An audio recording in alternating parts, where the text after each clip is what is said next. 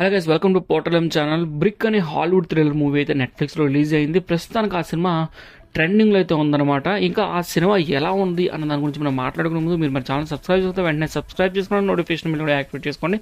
ఫ్యూచర్లో వీడియోస్ అయితే మిస్ అవ్వకుంటారు. ఇక వన్ లైన్లో చెప్పాలి అంటే ఈ మూవీ ఎలా ఉంది అంటే, నాకైతే ఏ మాత్రం సినిమా థ్రిల్లింగ్గా అనిపించలేదు. ఈ సినిమా సస్పెన్స్ థ్రిల్లర్ అన్నారు కానీ సస్పెన్స్ కూడా నాకైతే ఎక్కడ అనిపించలేదు. ఇంకా మూవీ కాన్సెప్ట్ గురించి చెప్పాలంటే చాలా సింపుల్. ఒక బిల్డింగ్ మొత్తం కూడా బ్లాక్ అయిపోతుంది అనమాట. ఎట్లా అంటే ఒక బ్లాక్ బ్రిక్స్ లాగా అయితే మొత్తం వస్తాయి, అన్నీ అన్ఈవెన్గా ఉంటాయి, సేమ్ షేప్లో ఉండకుండా విచిత్రంగా అయితే బ్రిక్స్ అన్నీ కూడా అరేంజ్ అయిపోయి మన కిటికీలని అట్లాగే డోర్స్ని కప్పేసి ఉంచుతాయి. అయితే అవి చూడటానికి ఎలా ఉంటాయంటే పిక్సెల్స్లా ఉంటాయన్నమాట.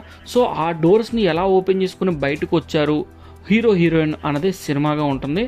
అయితే ఈ సినిమాని ఎంత బోరింగ్గా తీయగలుగుతారో అంత బోరింగ్గా తీశారు అనడంలో ఎటువంటి డౌట్ కూడా లేదు. ఇది నాకైతే అనిపించింది. మీరు ఇంతకుముందే చూస్తుంటే మీకు ఏమనిపించింది కింద కామెంట్ సెక్షన్లో తెలియచేయండి. ఇక పూర్తి వివరాల్లోకి మనం వెళ్తే, సినిమా గురించి చెప్పాలంటే ఈ సినిమా బిల్డింగ్లో ఉన్న జనాలందరూ ఒక గ్రూప్గా ఎలా కనెక్ట్ అవుతారు, మన హీరోయిన్ మిగతా వాళ్ళని ఎలా కనెక్ట్ అవుతారు అన్నదైతే సినిమాలో ఒక ఇంట్రెస్టింగ్ పాయింట్గా ఉండిద్దేమో అనుకుంటాం. కానీ అది కూడా బోరింగ్గా ఉంటుంది అనమాట. వాళ్ళు ఒకరితో ఒకళ్ళు కలుస్తూ ముందుకు వెళ్తూ ఉంటారు. ఎవరు ఎందుకు సీరియస్గా బిహేవ్ చేస్తారు, ఎవరు ఎందుకు గుద్దుకుంటారో చేస్తారో కూడా అర్థం కాదు. ఒక నా వరకు సినిమా అయితే ఫ్లాట్గా ఉంది అనిపించింది.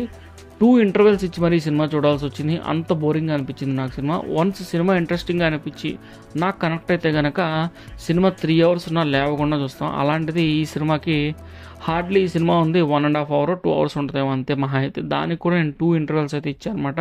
సస్పెన్స్ ఏమాత్రం లేదు, థ్రిల్ ఏమాత్రం లేదు. సీన్స్ అన్నీ కూడా చాలా డల్గా ఉన్నాయని మనకు అనిపిస్తూ ఉంటుంది.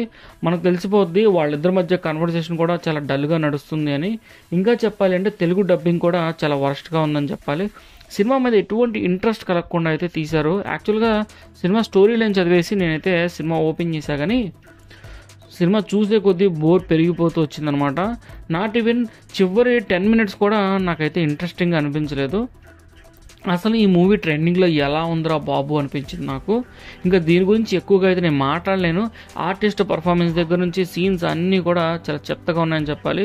దీనికి మళ్ళీ కంటిన్యూషన్ పార్ట్, సెకండ్ పార్ట్ అయితే ఉన్నట్టుంది. అది తీయడం అవసరమా అనేది నాకు అనిపించింది. మరి చూడాలి, వాళ్ళ దగ్గర డబ్బులు ఉంటే వాళ్ళు తీస్తారు, మనకు చూసి ఒప్పుకుంటే మనం చూడాలి. ఏమంటారు?